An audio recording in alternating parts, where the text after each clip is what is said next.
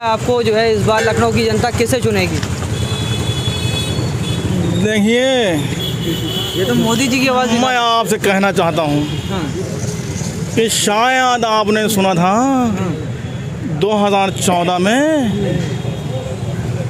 कि एक मोदी आया हाँ, और देश को बेच खाया। और इस वक्त अब उत्तर प्रदेश छोड़ो, पूरे हिंदुस्तान में भाइयों बहनों सिर्फ एक ही नारा गूंजता सुनाई देता है, देखो देखो कौन आया, बैरिस्टर वैसी आया। मोदी के फैन लग रहे हैं आप। अरे मैं मोदी का फैन नहीं हूँ भाइयों बहनों, मैं तो फैन सिर्फ अपनी जनता का हूँ।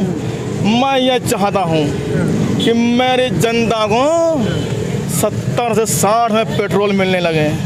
जो वादे किए गए थे भाइयों बहनों कह गए कि आपको सस्ता पेट्रोल मिलना चाहिए कि नहीं मिलना चाहिए, आपको डीजल सस्ता मिलना चाहिए कि नहीं मिलना चाहिए। और मैं ये भी कहना चाहता हूँ कि जो युवाओं से वादे किए गए थे कि मेरी सरकार बनते ही 2 करोड़ नौकरियां दी जाएंगी भाइयों बहनों। मिल गई नौकरी? और बात तो सुनिए, हाँ, ये जब पूछा गया कि आपने नौकरी दी कि नहीं दी, तो उधर से बयान आता है कि ये जो पकौड़े के ठेले लगे हुए हैं, क्या आप इनको रोजगार नहीं मानते हैं?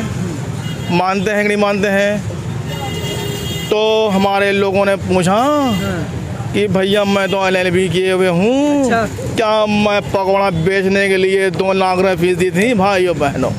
लेकिन ताज्जुब की बात तो ये है कि आप लोग ये नहीं पूछते हैं कि बहुत हुई महंगाई की मार, अब की बार ओवैसी सरकार। और मेरी बात को पूरा होने दीजिए।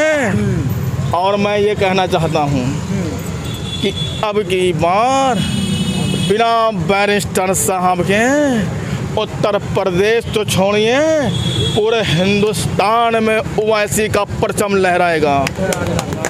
और पूरी ताकत के साथ हम इंशाअल्लाह इसको जीतेंगे। और फिर आप यही सवाल करेंगे भाइयों बहनों कि ये जो वादे किए थे ये मेरी सरकार ने पूरे किए हैं। फिर आप रोजगार के लिए पूछेंगे कि भैया अब तो रोजगार पकौड़े तलने वाला नहीं रहा, अब लोगों को नौकरियां मिलेंगी। अब आप पूछिए क्या पूछना चाह रहे हैं। अब आप मोदी की आवाज़ में ओवैसी को सपोर्ट कर रहे हैं, इसका मतलब प्रूफ हो गया कि बीजेपी और आप मिले हुए हैं। अरे बहुत अच्छा सवाल किया भाइयों बहनों, यही सवाल लोगों के दिलों में खटकता रहता है, इसका भी मैं जवाब दे देता हूँ। एक संसद होती है, उसके अंदर एक पिताजी जो अपने आप को मुसलमानों के रहनुमा कहा करते थे, वो कहते हैं कि मैं मोदी जी को दोबारा प्रधानमंत्री बनना देखना चाहता हूँ। आप उनसे सवाल नहीं करते हैं कि ये बीजेपी की पीढ़ी में।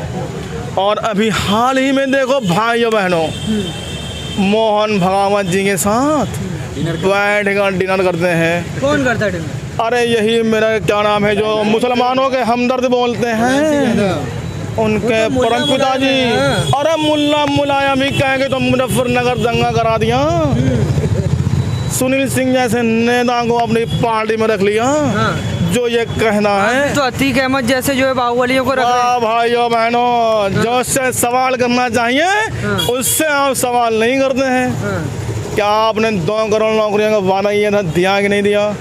आप उनसे सवाल करिए। अतीक अहमद के बारे में सवाल करते हैं, साध्वी प्रज्ञा के सारे सवाल नहीं करते आप, साध्वी प्राची के बारे में सवाल नहीं करते आप। अभी मध्य प्रदेश में हरिद्वार में धर्म संसद के अंदर खुलकर ऐलान होता है।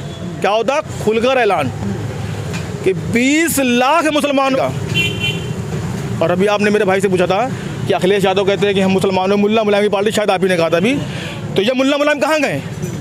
क्यों नहीं इनकी आवाज़ निकली? इस पर भी हमारे बैरिस्टर साहब खड़े होकर बोलते हैं, संविधान के दायरे में रहकर बोलते हैं कि आखिर यह माहौल खराब करने की साजिश नहीं है। हमने पानी पिलाया तो वो जहर हो गया, उन्होंने जहर पिलाया तो वो पानी हो गया। एक संसद के अंदर, और वहाँ के डीजीपी कहते हैं कि मेरे पास कोई तथ्य नहीं है। हमारे कुछ लोग अगर अपने लोगों की बात करते हैं तो हमारे पर रासुका लगा दी जाती है। हमारे लोग अपने लोगों की मदद करते हैं तो रासुका लगा दी जाती है। अब क्यों रासुका नहीं लगा रहे?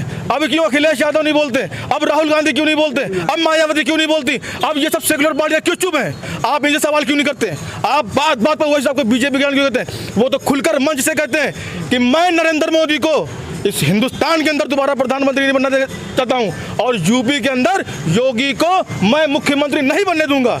अब ये तो अखिलेश को चाहिए ना कि हम इनके साथ आके गठबंधन करें। मतलब मुसलमानों पर जो जुल्म हो उसके लिए वैसे ही खड़े होकर बोले।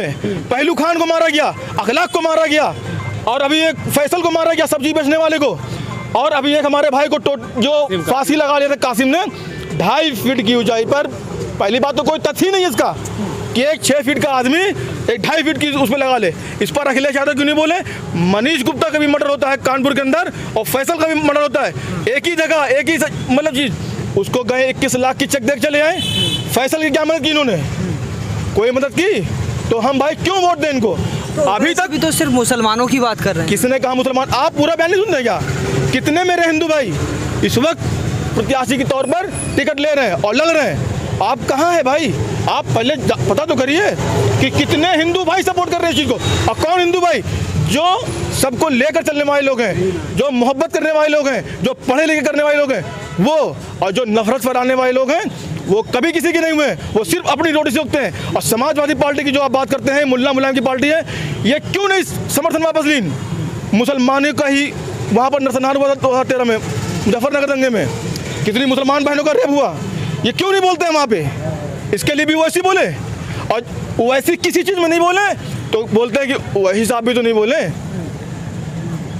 भाई वही साहब भी तो नहीं बोले। अब वही साहब बोलते हैं तो कहते हैं मुसलमानों की तरफ बात करते हैं, और सबसे ज़्यादा जुल्म मुसलमानों के ही ऊपर तो हो रहा है। आप उठा के देख लीजिए, शिक्षा की बात नहीं की जाती मुसलमानों की, खाली मुसलमानों को गुलाम करने की बात की जाती। अभी तक, बस लास्ट बात मैं आपसे कहना चाहता हूँ, अभी तक मुसलमानों के पास कोई नहीं था, कोई ऑप्शन नहीं था।